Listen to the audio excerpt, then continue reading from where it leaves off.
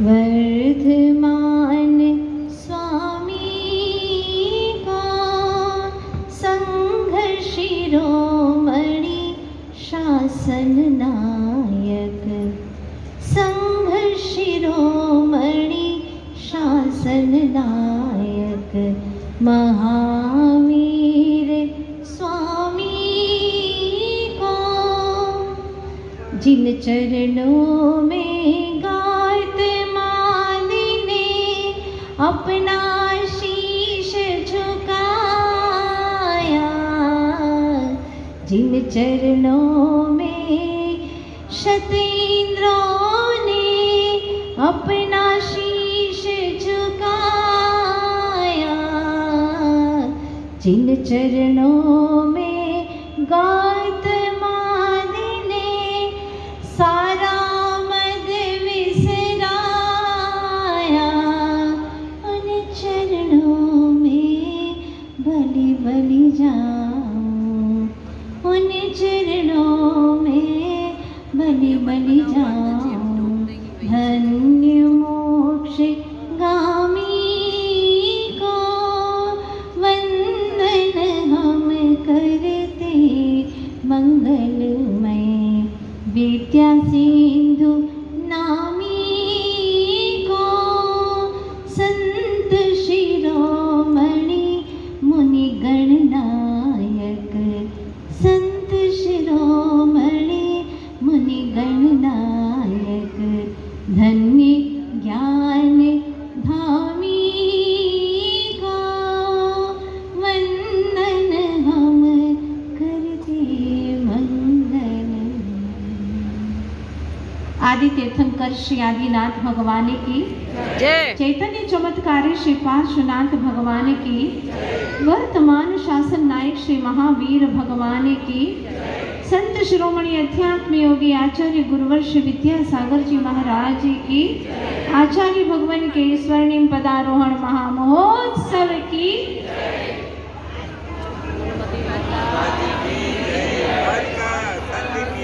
वंदनीय हरिका संघ की। आप सभी जानते हैं कि संपत्ति अमेरिका के पास में भी है तो भारत के भी पास में है। अगर बुद्धिमत्ता जापान में है तो हमारे भारत में भी है।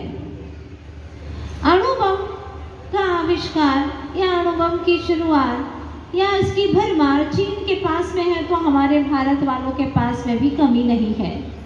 अगर इस रचनात्मकता अन्य देशों में है तो हमारे देश में भी कम नहीं है। प्राकृतिक सौंदर्य यदि स्विट्जरलैंड में है तो हमारे भारत में भी कोई कम नहीं है। किंतु एक बात तो विशेष है हमारे देश में कि भारत के पास में जो आध्यात्मिकता है वह अन्य देशों के पास में नहीं, क्योंकि हमारा यह भारत देश आचार्य भगवान ने कहा था कि ऋषि और कृषि प्रधान देश है। यहाँ पर ऋषियों ने जन्म लिया है, ये ऋषियों की जन्मभूमि है, तपोभूमि है। और यहाँ पर महान आत्माओं ने तपश्चरण करके मुक्ति पद को प्राप्त किया है। हम उन्हीं की भक्ति करते हैं और कर भी क्या सकते हैं। प्रभु तेरी याद के सिवा और हम क्या कर सकते हैं। तेरे गुणों का गान कर सकते हैं, उसका स्मरण कर सकते हैं, और तो कुछ करने की क्षमता है ही कहाँ मुझ में, और मैं आत्मा हूँ तो कर भी क्या सकता हूँ। लेकिन हाँ प्रभु, जब जब भी तेरी भक्ति करता हूँ तो लगता है कि यह सारा ज्ञान सार्थक हो गया है, बुद्धि पाना सार्थक हो गया है। क्योंकि जिन नैनों में अगर तेरा प्रेम नहीं है, तेरे प्रति समर्पण का भाव नहीं है जिन नैनों में, वो नैन किस काम के। जिस दिन में तेरे प्रति निष्ठा का, श्रद्धा का भाव न आए, वो दिन किस काम का। वो तो लोहार की धोखनी के समान है। पेट पाले पशुओं की भांति वो जिंदगी किस काम की है। जिन क्षणों में हे प्रभु आदिश्वर तेरी भक्ति की जाती है, हे गुरुवर आचार्य श्री विद्यासागर जी महाराज, जब आपके गुणों की सच्चे मन से भक्ति होती है तो लगता है कि जिंदगी जी रहा हूँ, श्वासें धड़क रही हैं और ये धड़कनें साथ दे रही हैं। वरना तो जिंदगी का कोई औचित्य ही नहीं है। खाते पीते कमाते जिंदगी यूं ही पूरी कर देते हैं, और ऐसा अनंतों बार हुआ है। हे गुरुवर, जो आपने दिया उसका बदला चुकाने के लिए मेरे पास में है ही क्या? कुछ भी नहीं है। आपने जो मुझे दिया है उसका कुछ थोड़ा सा ब्याज भी दूं, इतनी भी क्षमता मेरे पास में नहीं है। मूल चुकाने की बात तो बहुत दूर है। मैं तो हजारों क्या अनंतों जीवन में लाचार होकर के मरता रहा, अनाथ होकर के, बिन नाथ के जन्मता रहा, मरता रहा। लेकिन जब इस भव में आप जैसे तारणहार गुरु मुझे मिले तो मुझे लगा कि अनंत भवों का सातिशय पुण्य जो संचित किया हुआ था वो मेरे जीवन में उदय में आ गया।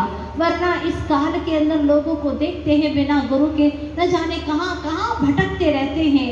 उनके जीवन की कब शुरुआत हुई, कब अंत हो गया, पता ही नहीं चलता और यूं ही जीवन समाप्त हो जाता है। देखा है मैंने, लोभी पैसों के लिए रोता है तो मोही जीव परिवार के लिए रोता है।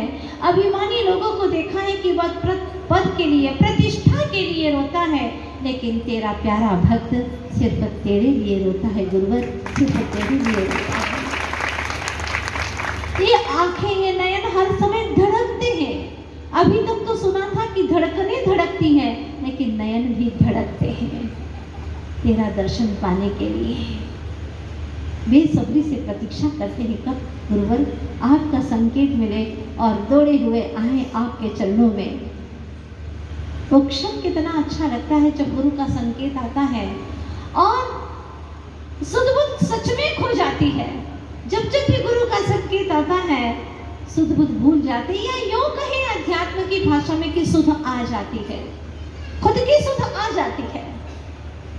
वो क्षण ऐसे भी बड़े मौलिक होते हैं जब गुरु की भक्ति में डूब जाते हैं। कितना अच्छा लगता है, क्योंकि गुरु एक ऐसे शख्स है, एक ऐसी महान और पवित्र आत्मा है जो हमसे भी मिल सकते हैं और प्रभु से भी मिले रहते हैं। हमारी जितनी भी व्यथाएं हैं वो प्रभु तक पहुंचाते हैं। अगर कोई ऐसा संसार में कोई आत्मा है तो वो सिर्फ है गुरु, जो कि प्रभु से मिल करके हमारी सारी व्यथाओं को दूर करने का सामर्थ्य रखते हैं। इसीलिए तो जो गुरु की भक्ति में डूब जाते हैं वो उस किनारे अवश्य पहुंचते हैं।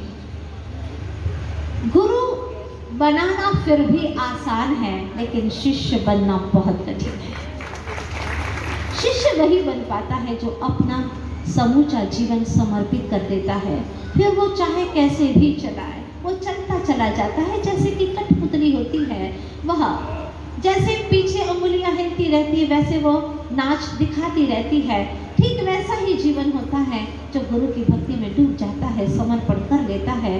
फिर क्या अच्छा क्या बुरा, क्या मेरा क्या तेरा, सब कुछ तेरा है गुरु, सब कुछ तेरा ही है।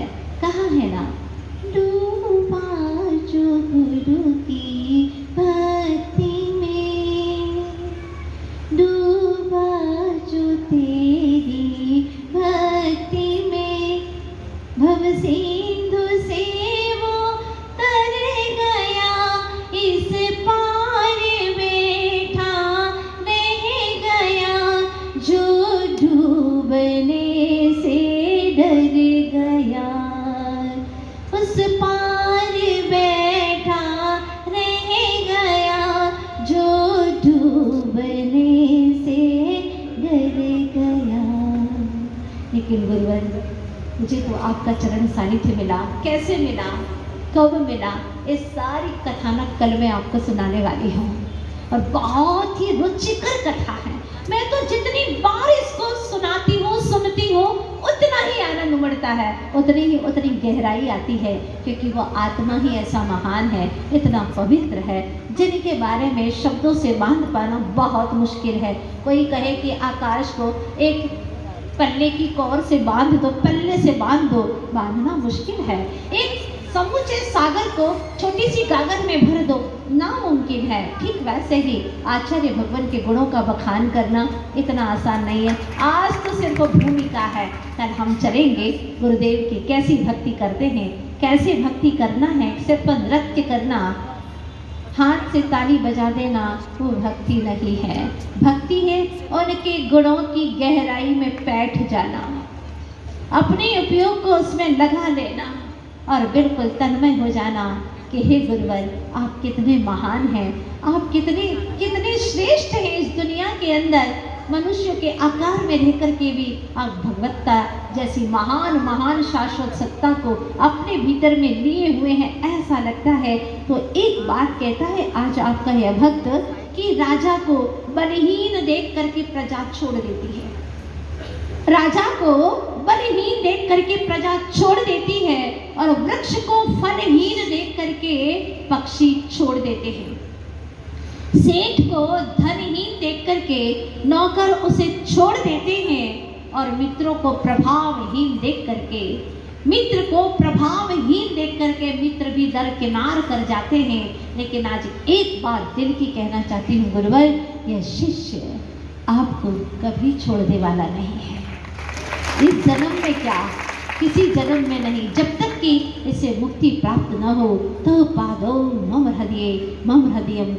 मम हृदयम तो पदद्वे लीनम तिष्ठतु गुरुवर तिष्ठतु जिनेन्द्र तावत् यावत् निर्वाण न संप्राप्ति, जब तक मोक्ष की प्राप्ति नहीं होती। हे गुरुवर, आप मेरे हृदय में ही बसे रहें, बस यही भावना है। तो 2 मिनट के लिए छोटी सी भक्ति करते हैं।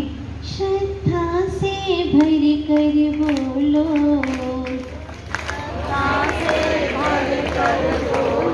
गुरु भक्ति का रस घोलो,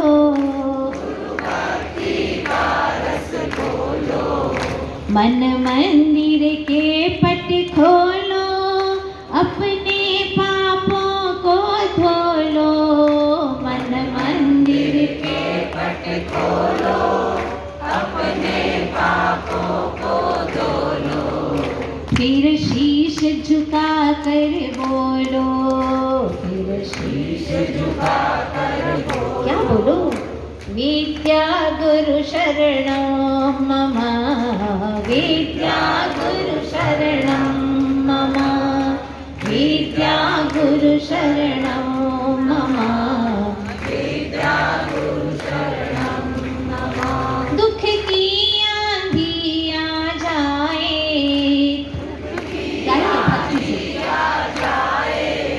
संकट के बादल छाए,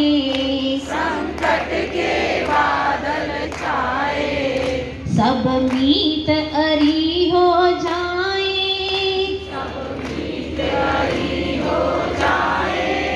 नहीं अपना कोई दिखाए,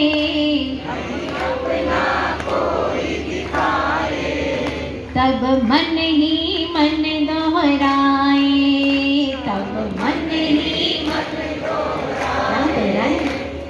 विद्या गुरु शरणं मम, विद्या गुरु शरणं मम, विद्या गुरु शरणं मम, विद्या गुरु शरणं मम। लल्लनपुर के बड़े बाबा को भी याद करते हैं। वही 7 अगस्त कल आने वाला है। बड़े बाबा की शरण आए, बड़े बाबा की शरण आए, छोटे बाबा से दीक्षा पाए, छोटे बाबा से दीक्षा पाए।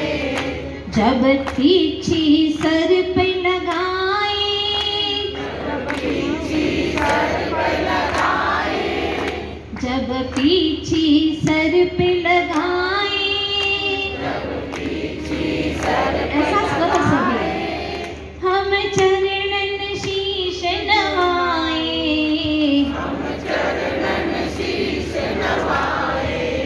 मन झूम झूम कर गाए, मन झूम झूम कर गाए। बोलो विद्या गुरु शरणं